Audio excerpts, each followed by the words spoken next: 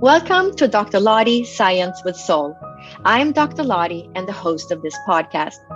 I'm a physician, medical intuitive, evidential psychic medium, international keynote speaker, and author of Med School After Menopause, The Journey of My Soul, an inspirational story about transformation, healing, and spirituality, which won first place in the category of spiritual leadership in August 2021 from Living Now Book Awards.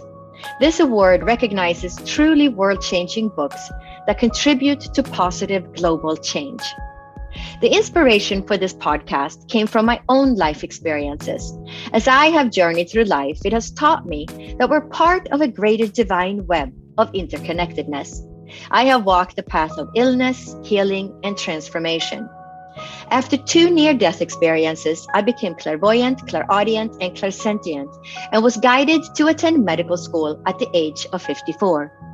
We will be meeting with many different types of doctors, healers, as well as spiritual leaders, educators, and other inspiring souls in this podcast. It is my hope that you will gain information and create a path to healing your own life physically, emotionally, and spiritually, and bridge the gap between science and soul. If you are a person who understands the interconnectedness of mind, body, and soul, and would like to take one of my courses or work with me to create a path of healing your own life, please visit divinespiritualessence.com or drlottie.com. To stay up to date on future episodes and to help us reach a larger audience, remember to subscribe, review, and share this podcast, as well as subscribing to my newsletter at divinespiritualessence.com. Welcome to Dr. Lottie Science with Soul. I'm Dr. Lottie, and today I'm excited to introduce Cynthia Harrison from Australia. Cynthia Harrison, the evocateur of soul, who midwives the moments in birthing new realities. Cynthia is a mystic medicine woman, yogini, psychic, trance medium, author, social scientist, energy medicine clinical practitioner, and offers ascension guidance, spirit whisperers, and intuitive studies program. With degrees in socio-cultural and medical anthropology, social work, and visual arts, Cynthia's specialty is in human behavior. She focuses on the evolution of the human, awakening you, remembering the self through navigating dimensions, physically, spiritually, and energetically, offering a complete mind, body, spirit direct experience. Cynthia is currently residing in Perth, Australia. So welcome, Cynthia. I'm so excited to have you as a guest today. Thank you. I'm excited too to speak with you again. I've been looking forward to this. So what is your core work in this world? Well, I could joke and say it depends on the day, but ultimately everything that I do, all the programs and how I've worked over the many years has come back down to the evolution of the human as a species. So, you know, you touched on the anthropology and social work, the social sciences and all of that. That's sort of my background. And then as I went through the world, you know, working in those different fields and, you know, seeing people, humans all over the world, different cultures, different ways of knowing, different meaning making. And my job back then, my core sort of passion was to understand people. and I thought the best way to understand people was to look at their beliefs, because then I thought that I could start to get a bit more perspective on why we do what we do and how we are, like what the behavior is. Why do people behave the way they do? You know, because there was so much, I suppose, atrocities in my world growing up, right? In everybody's world, really. You look around the world, there's always been stuff going on. So as a child, I'd be looking at going, why? Right? So moving on from that, you know, I was a perceptive child, a sensitive, and started to look and see that the more sort of Western or medical models, which are fantastic, but what if we brought in some other ways of knowing and merged those together? And so I started to do that, just, you know, with myself and my family and my animals, and even, you know, the orchard plants and whatnot, and looking at, again, behavior, you know, how plants move, the intelligence of plants. This is, you know, 20 years ago. It's a bit more out there now, the research on the intelligence of plants and trees and such. But back then, it wasn't. There was very little on it. So I would do these experiments and whatnot. So basically, I was looking at how to evolve systems, you know, development into, I suppose, our full potential. How do we reach our full potential? What even is, Lottie, what is our full potential?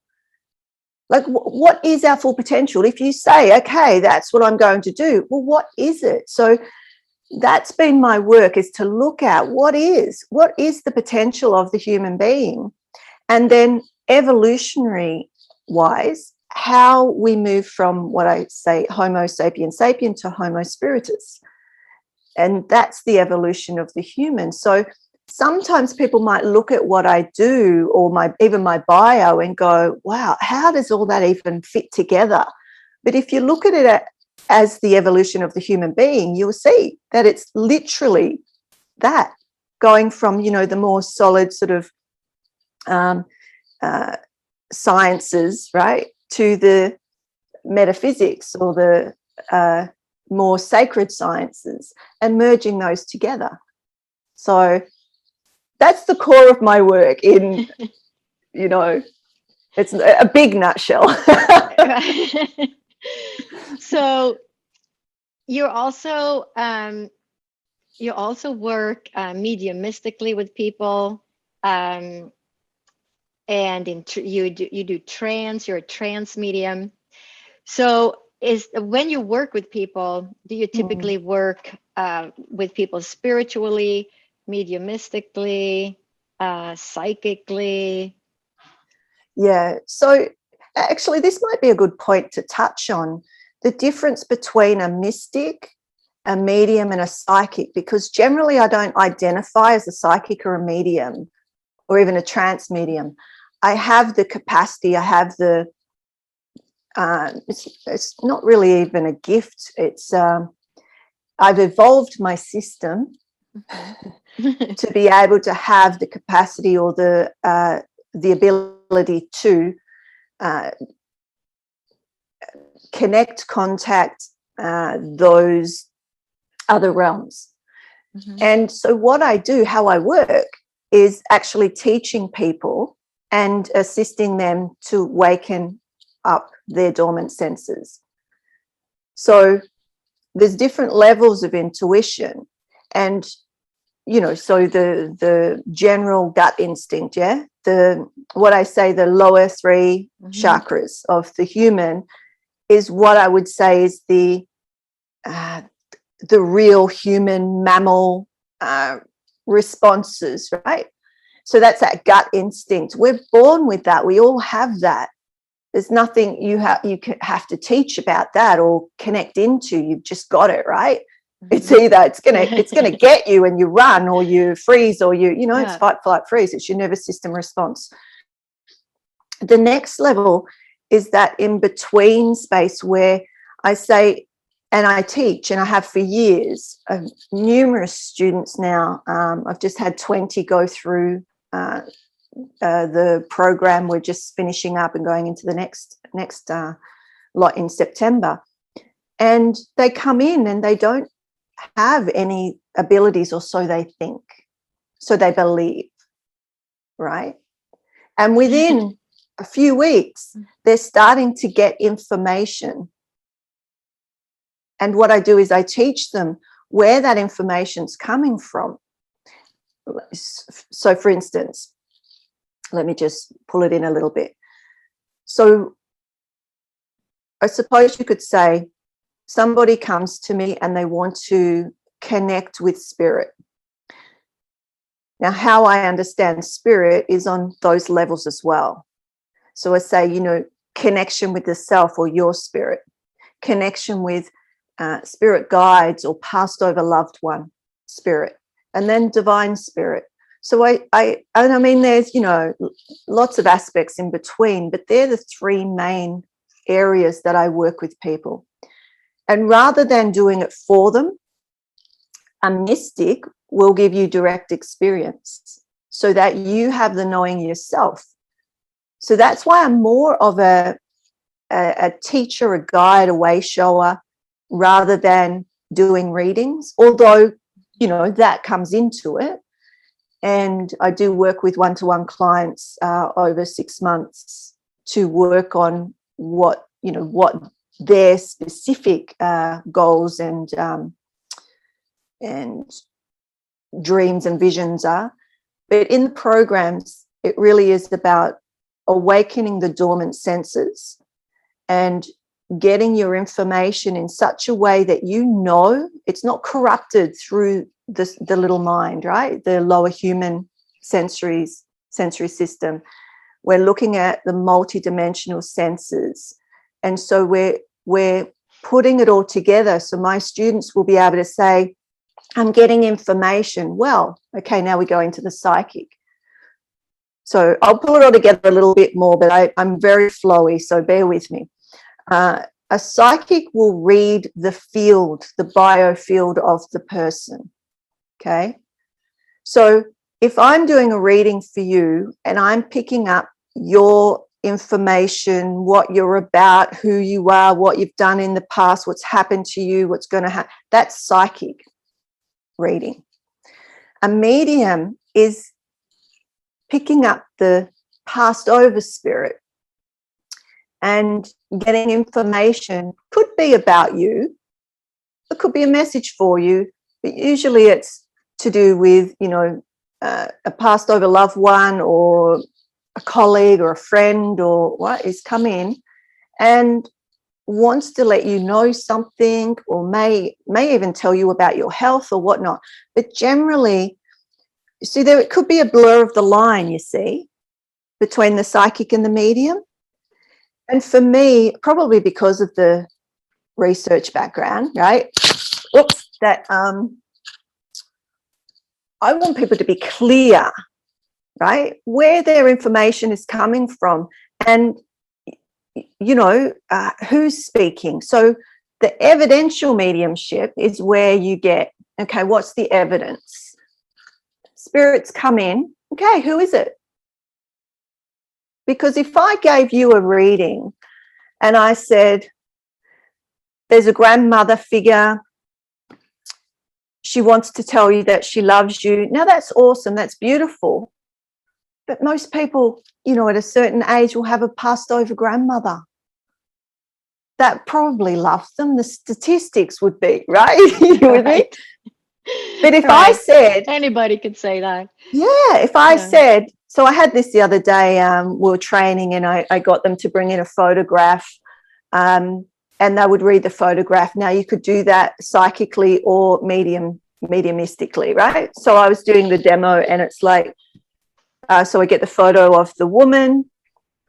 Now she was an older woman, so you know, chances are it's a mother or a grandmother.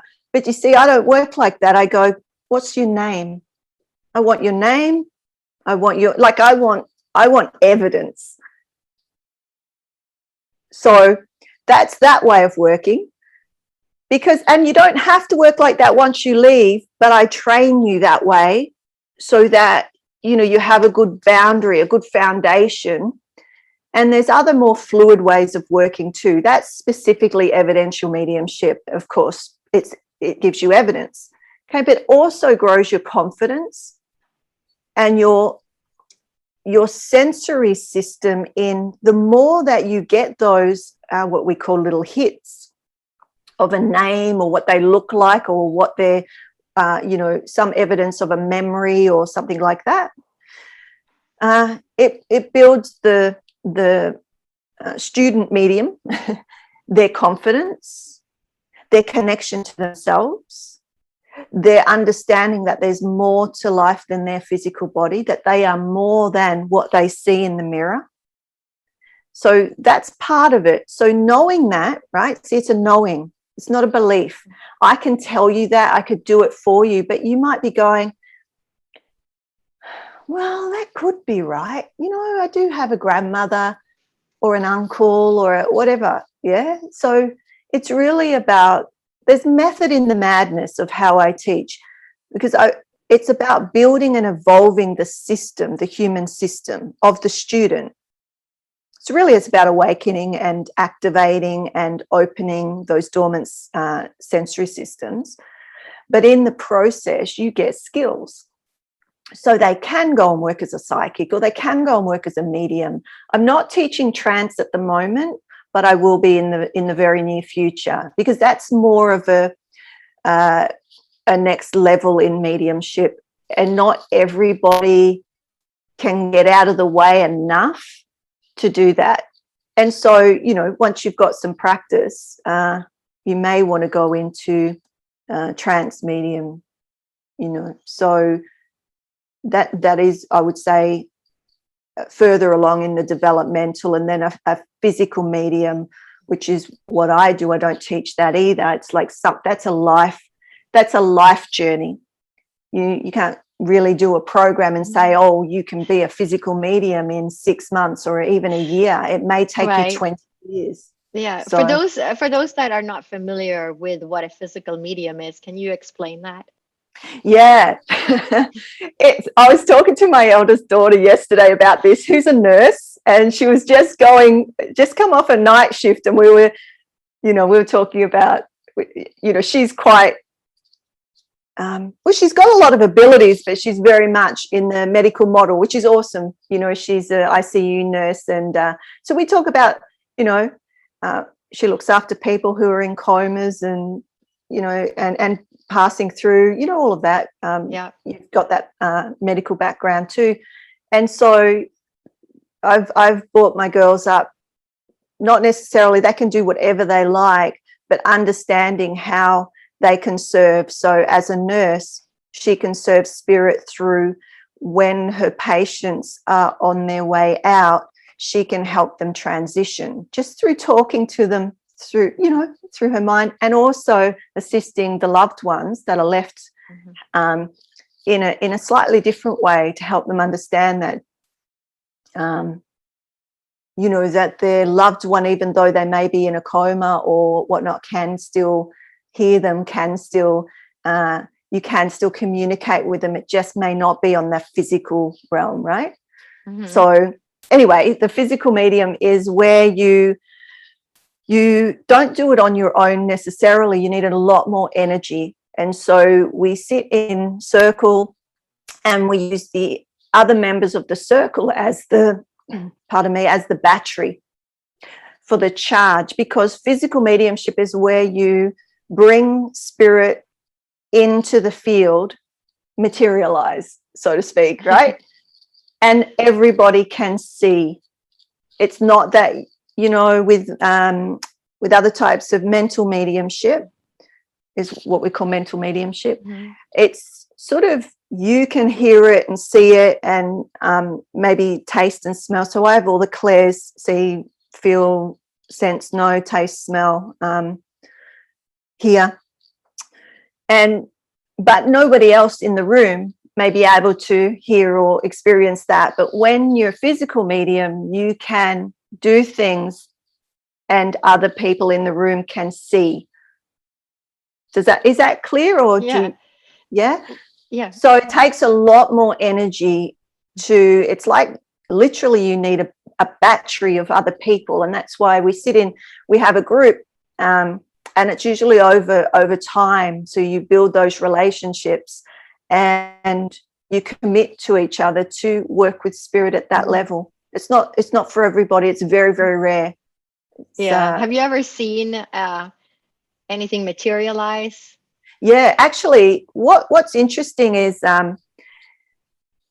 this is a little bit different, but it's still physical mediumship in a sense. I call it light weaving, and over the years I've posted photographs of I take photos of the sun or light around me, because I'm speaking with my surroundings constantly, not out loud sometimes, but mainly in my mind. But what happens is that when you see the light coming through, streaming through the trees or whatnot, and I start to welcome that light and start to connect with it, it moves and shifts and changes.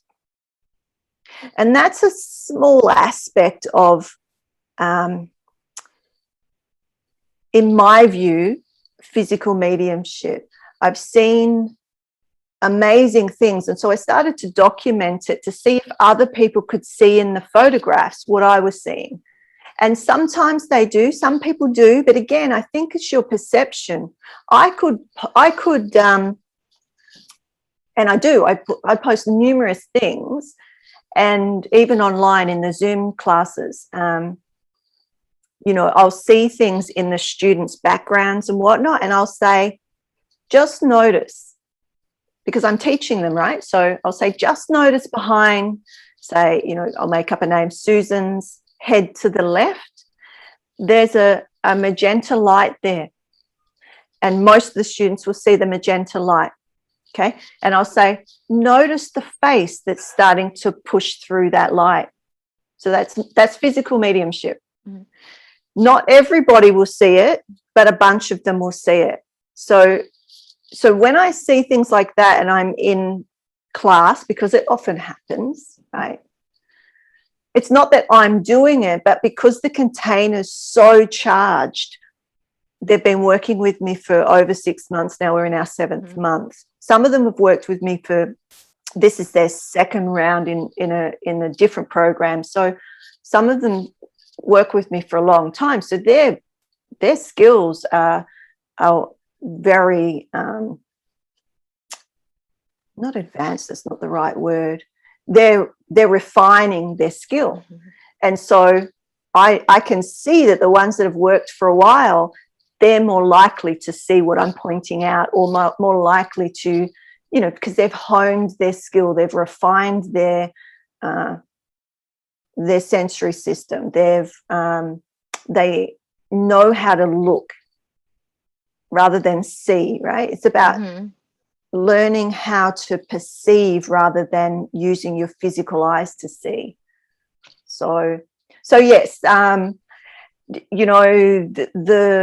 the spirit that is, I suppose, more classed as ghost to those that may not do the work, right? If they saw a spirit walking through their house or that sort of thing. That happens when my boundaries aren't strong. I teach about boundaries, values and ethics. We're very strong on that. I don't read anybody, like I'm sitting here with you, Lottie, and I'm down, right? Because if I was open speaking to you, I'd be getting information. I don't work like that. It's none of my business until you give me permission. And I teach them that too, because too many people are walking around, and okay, that sounds like a judgment. It's a discernment. It's a discernment, right? When someone is scanning you. Yeah. Well, it's a discernment, because I say to them, ultimately, you can do whatever you like. And the boundaries we do, I get them to choose out of a bunch of boundaries and even bring in their own and share them with everybody and go, okay, I feel like I'm going to work like this. For instance, my boundaries are that when I go to bed, I shut down. I don't want to be disturbed, because usually in my sleep state is where everything comes in, and I wake up exhausted. So for years now, I just say, okay, we're finished for the day. Like any job, I'm going to bed. Don't interrupt me until I wake up. That was a mistake, because I would wake up maybe 3-4 o'clock in the morning, And then it's like, no, they're waiting. Yeah. I know it sounds bizarre, but I know that you understand because you have the yes. you have a lot of this too. So now I say, okay, I give them a time. Okay, you can come in at this time for me, right? Not for other people. And occasionally when I'm tired or when, I suppose it's I'm human. It's your guard's down or you information will come in that you're not asking for, right? So for other people. And then if it does, I just push it aside. I'm just not interested in being a voyeur. Right? If that person, it might be something comes in for somebody, it might be a student, right? So what I'll do is I'll text them and I'll say, how are you doing? And usually something's going on for them, but it's none of my business to go into that without their permission. So, boundaries, I suppose, coming from social work and psychology and all of that, the boundaries and ethics and morals, dilemmas and all of that is part of my upbringing. So I really do bring it into this work because I do feel that, again, make your own decision, because there's a lot of intuitives that are walking down the street, they'll get information and they'll go up to that person, great, if that's how you want to work. It's not how I want to work, because for my health and wellness, I'm in directorship of my life, right? And I'm the boss. I'm the boss lady here. So if I do see something, someone walking through the house, which, it's common, right? I'll just say, step back. Because they're not real, they're just walking, right? It's not anything. Because it's how you're tuning. I was saying this, I did an interview a couple of days ago, and we were talking about, the perception, I suppose, and really all the information is there. Everything is in our field. It's this soup of geomagnetic pollution and more, right? So there's all of this information there, and what we're doing. So when I say opening or accessing your dormant senses, it's really the ability to tune in to those very fine frequencies. And it's just, when you start opening up, it can be so overwhelming. And it was for me, and I suppose that's part of why I do this work too, because I didn't have teachers or family that understood it to help me. And so there was many years where I thought, there was many times I thought I was going nuts, right? There was something wrong, because you're bombarded. Even now, when people come with, they say they're feeling anxious, I'll say to them, what are their symptoms? So I'm not a doctor. I don't diagnose. I ask them about their symptoms. I am, worked in mental health and whatnot for many years. So, I'll ask them what their symptoms are. What are they feeling? What's it feel like? Where is it? Like, tell me about what's going on. And, they still go to their doctor, get their tests and whatnot. But, the majority of them, nothing comes back, because it's energetic. It's energetic. And so that's one of the things that I feel is really important, because I spent, 25 years or something as an energy medicine practitioner, a clinical practitioner. So, I was working with people who had, they're professional doctors and psychologists, psychiatrists, they're specialists in different areas. And you work together as a team. It's not that, you choose one over the other. That's not me. I'm not anti-medication either. It's when people are on medication, what I find is that when their systems are regulating well and working well to their potential, the medication usually comes down through their GPs, because their body's able to metabolize it better, and they don't need as much to do the same job. So it saves them money, it saves them whatever the side effects might be from some things, so that is more of what I used to do. I don't do so much of that work anymore because there's so many other people that can do that. So I've moved into, I tend to do that every, maybe 5-7 years. I move into another area where I'm being shown there's not a lot of work being done. And so there's enough people. So eventually there'll be enough people trained up in what I'm teaching now that I can move to the next place. Do you get what I mean? Mm-hmm. It's like mm-hmm. you go where you're needed or where you're guided. I listen. Yeah. Mm-hmm. Yeah. So I've just jumped around everywhere, but let me just say this. So intuition is the data in your field before it becomes manifest. So if that's the case, and you're looking at health and wellness, if we can teach people, and I do, that's the first few modules of my 12-month program, right, is understanding your physical and energetic bodies, and then tuning into those. What does it feel like? And it's really very simple ways, but they get it so quickly because it's them. And we're all born with the capacity when we, slow down. That's the stillness, we connect in. And someone really, it's just as simple as somebody going, just do it like this, try it like this. And they're like, whoa, right?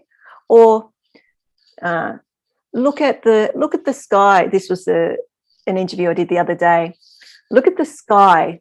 There's chi, or there's particular energy of the sky. It's the easiest to see. It looks like little sperm or little dots, and they move around very quickly in certain geometries or certain patternings. But then you could look at the earth, and that's a different energy again, or chi. And then the trees and humans are different again. And so, I was saying that there's no one. I've traveled all over the world, and people will see me viewing. I call it viewing. I'm just always looking, at the space between the spaces. And they'll say, oh, what are you looking at? And I'll go, well, let me tell you. and they'll be able to see it too.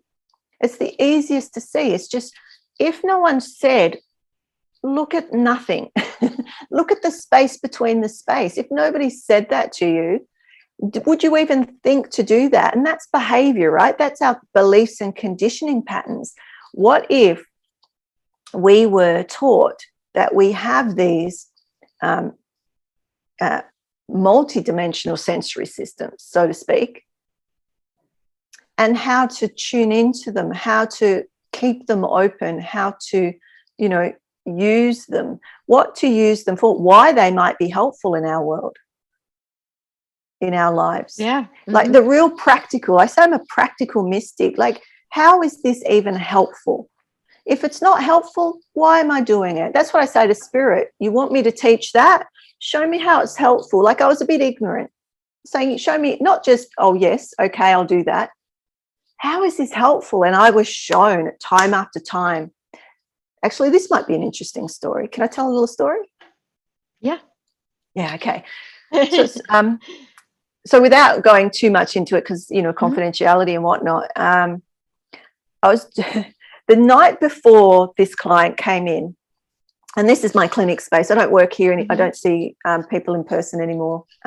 It's all online. But, she came in and she had been, I actually said, so my intuition told me that she needed to see a different doctor.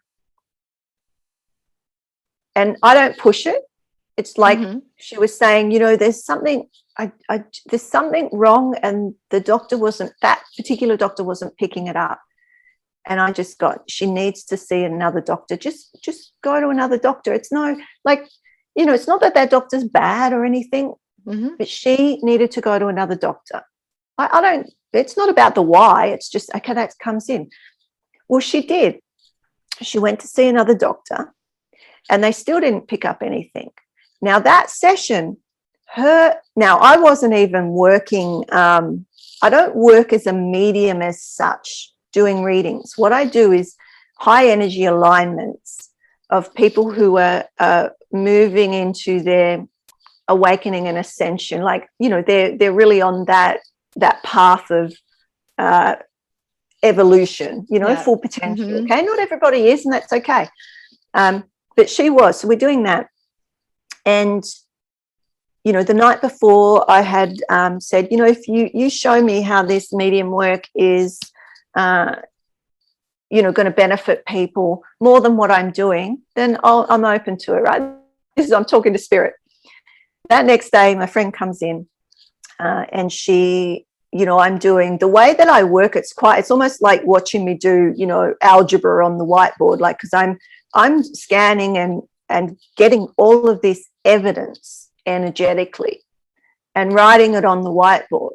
It's literally, it's what people would say. It's like watching you do, you know, these huge math equations or something. And while I was writing it, this energy kept coming in, and I was pushing it off because of my boundaries. I'm not doing that work. I'm doing this work. So, you know, it kept coming through. And it was a man, and he told me his name. And I came around, my client's laying on the table. So I come back from writing up, you know, I scan things, write it up, you know, and I'm working out and listening to what needs to be done for that person. And I come around and I put my hand sort of around her head and just said, look, some information's come in. Are you open to receiving it? Because it kept coming in. So I wasn't going to just keep pushing it away. And she goes, yeah, what? And I told her the name, and she just went like this and started to cry. It was her brother. And long story short, he was indicating that she had cancer and it wasn't being picked up. And so I don't diagnose. I don't use that language, but I was able to say to her, go back to your doctor and whatever, you know, and they picked it up and she was treated and she's still here. So, do you see? So they showed me, that was amazing. Important. Yeah. So, and she would never have been found if she wasn't led to you, and then, you know, you receiving the messages. Yeah. It was meant to be. So many beautiful ways of knowing, even infertility. You know, this is when I was learning. Well, learning. No one taught me. It was just, you know, I would just sit in that space with spirit, and I'd be shown different ways of working. And there was, you know, a guidance, and a friend of mine, or an acquaintance, she was trying to have a baby, and I didn't know that she had you know, until after the fact. She had seen many doctors and specialists, and was even told that IVF may not be right for her, and those sorts of things. So she was sort of getting to the point of, usually people come to me at the last resort, right? They're, you know, they've done all the medical stuff, and it's like, there's something. What is that? And I said to her, look, are you open to me trying, you know, sitting with that energy and just asking? And she said, yeah. So that was more than medical intuitive stuff. She wasn't even here. Like, I just sat in my front yard under a tree, and I went through all the systems. And what happened was, and it sounds so bizarre even me saying this, but I see it all the time. You know, because my background, there's some sciences in there. I'm a researcher. I'm like, you know, show me evidence. So then here I am doing this intangible work, but the results are there. So you've got to go, okay, well, the results are there. Okay. So I was shown her to go to her womb, and then I would scan and I would talk to the organ, and I was shown it was the back, you know, a particular part of the womb And I literally just ask, what do you want the person to know? Like, what is it? What's going on for you? What's happening? And it guided me. Now, I'm not a doctor, so I do have, because I've done kinesiology and all sorts of, I've got anatomy and physiology books and whatnot. So I went and got my big anatomy and physiology book, and I went to what it showed me, and then I scanned that, and then it showed me a tiny little part. I'm like, I don't even know what that is. Like, if you ask me now, I don't even know, right? But I wrote it all down for her, and then so she had something to take to the doctor or her specialist. But also I asked the body, what do you want the person to know? What do they need to work with? What is it that's preventing what they feel they want or need? And then who, because it may not be me, usually is, but then I'll say, and who is to do that work? Is there a doctor, a professional, a certain type, who's to do that work? Anyway, that one was me. It was just really doing some energy work around those areas. And within 3 months, she was pregnant. And that little girl this was a few years ago now. This is when she must be, I think she's about 3 years old now. But and her mum calls her the little miracle baby. Now, that wasn't me as such. All I was doing was speaking to the energy. And everybody can do that. It's just learning to listen, to tune into the frequency, because everything has a frequency. Every cell is, vibrating, right? Ringing, the blood, the ringing in the blood, they call it the song of the blood, or the sangreal, right? The song of the grail is in the blood. I hear that. I hear it now. I hear it constantly. It's this ringing from within the blood. And in ancient times, they call that the ancestral radio type thing, right? That's how you speak to the ancestors, because your blood and your systems activated to be able to do that. So that's the evolution part, right? Mm-hmm. We can all do that. It's not even evolution, it's what we can do now, and then the potential for the future. I mean, I'm sort of the other end of the hump now, right? So what our children and grandchildren, will be able to do in the future. But if we're not being shown and directed and I suppose guided, then we're doing the hard road, the stumbling along, which was my development. I did the hard road, right? The hard way. Yeah. So people who are listening now and thinking, wow, this sounds amazing, I want to get better at this, and they go to your website. What does that course typically look like? Do they start with 6 weeks or 6 months? Well, there's a few. So I do have a monthly, we call it Spirit Whisperer Development Circle, which is a monthly 2-hour practical class. So, I'll give a task. It might be psychic or intuitive work. It might be medium work. And it's open to beginners or advanced, because I can regulate that, if that makes sense. So if somebody's brand new, then when we do the breakout rooms, then I would keep them with me, and we would do something slightly different, right? In the advanced ones, they would just go off and do their work. But what I found is the advanced people assist the beginners. It brings the energy up, and when the energy's up or solid, it's easier to connect.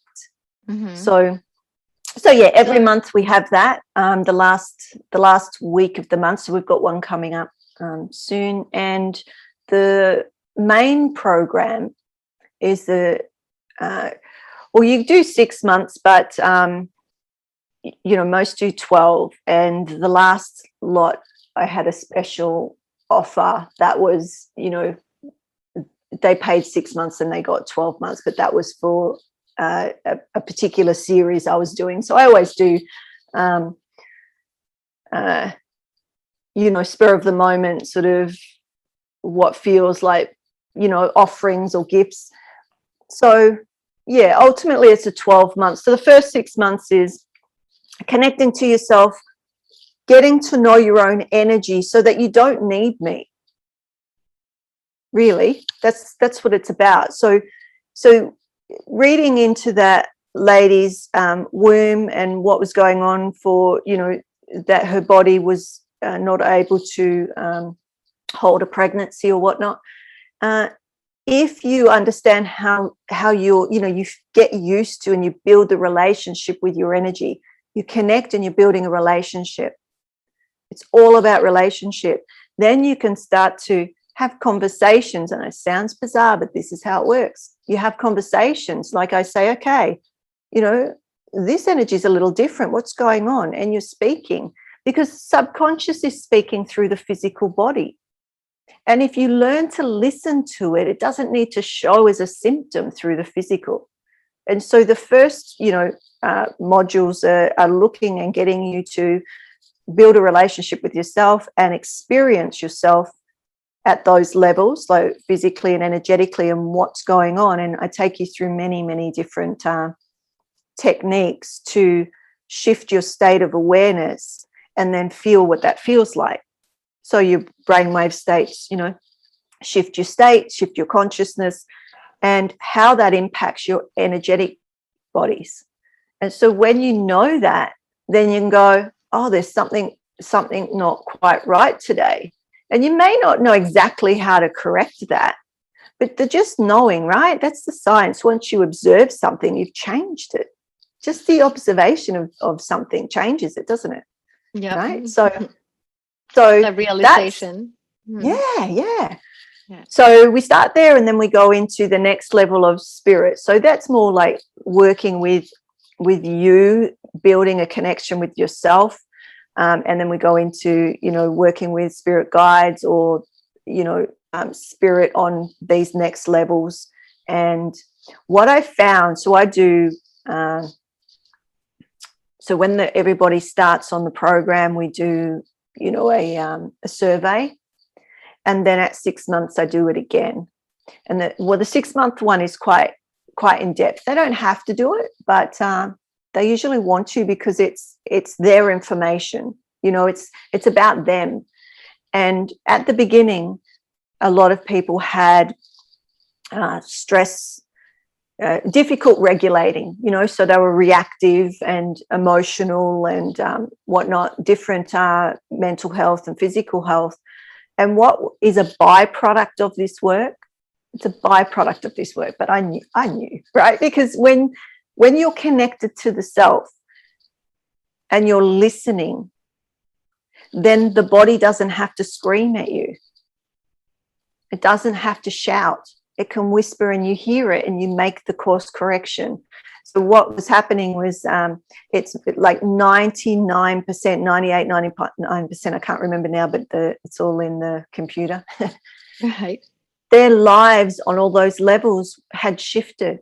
So their health and wellness and their stress responses, you know, and then I would say, you know, it's all documented, you know, how life has changed. What have you noticed, you know, on all those different points? So I'm watching this and going, wow, because, you know, if you know the answer to your hypothesis, there's no point doing the research, is what I always say, right? If you know the answer, why do the research? Yeah. So I you know, I had an idea that this work helped overall health and wellness, but I couldn't prove it.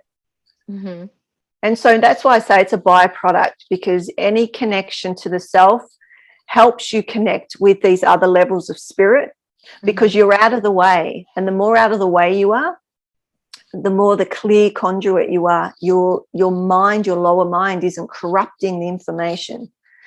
a lot of people are so in their mind, they're, their egoic sort of how they've been brought up and trained in schools and whatnot, of those belief systems that will get them sort of, they'll get information and they'll question it so much it obliterates it. Yeah. And so it's really about getting that strong connection with yourself and being confident with how you are. And then when you get information at that next level, right, it's just gradual. That, I mean, it's quite fluid how it works. Then you're like, okay, okay, that's what that sounds like. That's what that feels like. Well, what's the difference between a guide and a passed over spirit? These sorts of very much refinement, but that's, along the way. So I think that's the beauty of this program, or how I share, is because it's the refinement now, right? Yeah. And we're going to talk about it a little bit at the end. We'll have you mention your website.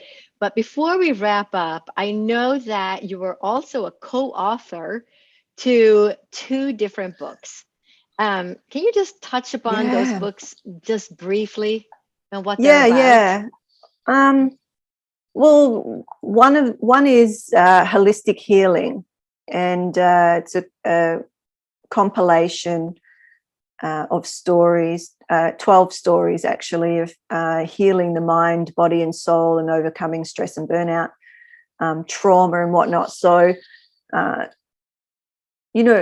this one I was invited to write for because my background is as a trauma therapist. I didn't mention that before, but it fits in well now. Yes. But what I wrote about was, in both books actually, but this one in particular was, I believe the chapter's called The Still Small Voice or something similar. And my story is about how through my life, at these particular points, so very young, like 15, hearing a message in a really difficult time. I don't want to go into the story because you might want to read it, right? But also bringing in the energetic tools as well. So what I did, through those specific times, not at 15, like 15, I was listening. I was able to hear a voice that was telling me to keep going forward with what was happening to me, and really not listening to anyone. And I mean, I'll give you if I give you a hint, it will ruin the story, right? But right. But it's something that most 15-year-olds don't experience, right? There's a few, but most don't. Yeah. And it's sort of shunned by society. So at that age, to continue that journey and have everybody around you and society looking down at you, but knowing that you were told that that voice was solid, and you continue, and the story expands and opens into something magnificent. But through that, something else happens, and again, it's something you never want anybody to experience. And how I got through that, and again, it was the voice, but also then the techniques and tools that I had as a energy worker. So I mean, it goes through those stories. So basically, ways to process trauma, to reprogram, and integrate the soul type things. So it's that mind, body, spirit work again, but looking at how that particular story went through from 15 to 35-ish, and the outcome of that. So I know that's a bit cryptic, but I don't want to tell you the story because it will ruin it. It's like and the other one is about resilient people, the top 10 traits of highly resilient people. And this one was actually goes back to my I didn't mention this either. When I was in the military, I was in a infantry unit in my early 20s, and things that happened there, I ended up with post-traumatic stress and anxiety. And then, that sort of got me into looking at trauma, looking at how I could assist myself, because back then, again, I'm watching my words. What was available wasn't working, right? So I went into myself, and I suppose I did have that background of, hearing guidance and following guidance and being okay. So I ended up, long story short, ran off to Africa and learned,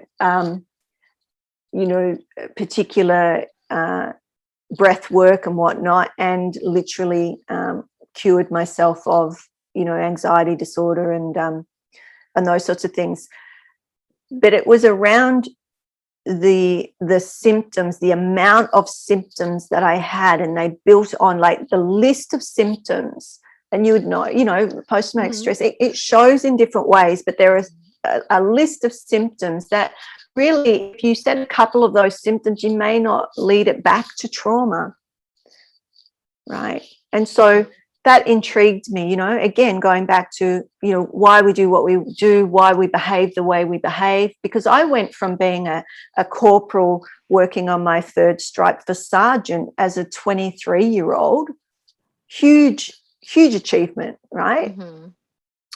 To standing in front of all the and I was a section commander. I commanded these troops, right? So to not being able to speak to two people at a time, I would sweat. People didn't know I was a high functioner, but I can remember, when I went into social work and all the rest, I taught, a lot of the work that I did was teaching social workers and foster parents and even psychologists around trauma and brain development, Now, the reason that I knew all of this was because I was living it to start with, and I was researching and looking at what worked and why the human system worked the way it did. So when I was, trained as a social worker, I'm a high achiever. I've got a lot of, I've done a lot of things, but, that's probably partly because of that. Some people, they need to keep moving and doing things. They're doers. So I was more like that. And some people get, depressed and want to stay home and not do anything. That was not me. I was like, what else can I do? What else can I look at, And so I recognized that as a symptom, but it helped get me to where I am now, because I was able to do an awful lot in a very short amount of time, and also assist others, So then I went and I specialized in trauma, and the body and whatnot. So this story is a little bit around where that all started, and, the hope was that people could see aspects of themselves or people in their family and know that there is, we can do things about it. It's not to lose hope, because there's so many people that have come through that journey, and I'm one of them. So I'm here to tell the tale, right? So, right. Yeah. So all the people that are listening that would like to learn more about you or work with you, have a session with you, or take a class with you, how do they find you? My website is rhombushealingarts.com, and you can contact me through there. That's probably the easiest way. There's a contact form that you can have a bit of a look around. Or my business Facebook group is Rhombus Healing Arts. So they're the easiest ways just to remember. And if you're interested in one-to-one or any of the programs. There's different levels of programs. So if you just want to dip your toe in, just pop into one of the monthly groups, or even just have a chat about me. If you've got a question, I'm happy to answer your questions. Just send me an email through the website. Yeah. So all right, so it's www.rhombushealingarts.com. So that's RHOMBUS healingarts.com, and the website will also be in the podcast notes, so you can just look in the podcast notes and click on the link and find her website. So I want to thank you so much, Cynthia, for coming on the show today and sharing all your wisdom with the listeners. Oh, it's a pleasure. Thank you. I appreciate the invite. I hope that you got something from it. Thank you so much. I hope you enjoyed listening to this episode of Dr. Lottie Science with Soul. To stay up to date on future episodes and to help us reach a larger audience, remember to subscribe, review, and share this podcast, as well as subscribing to my newsletter at divinespiritualessence.com. If you are a person who understands the interconnectedness of mind, body, and soul, and would like to take one of my courses or work with me to create a path of healing your own life, please visit divinespiritualessence.com or drlottie.com. My book, Med School After Menopause, The Journey of My Soul, an inspirational story about transformation, healing, and spirituality, which won first place in the category of spiritual leadership in August 2021 from Living Now Book Awards, is available online at Amazon as well as other online platforms worldwide. If you are a person who understands the interconnectedness of mind, body, and soul, and would like to take one of my courses or work with me to create a path of healing your own life, please visit divinespiritualessence.com or drlottie.com.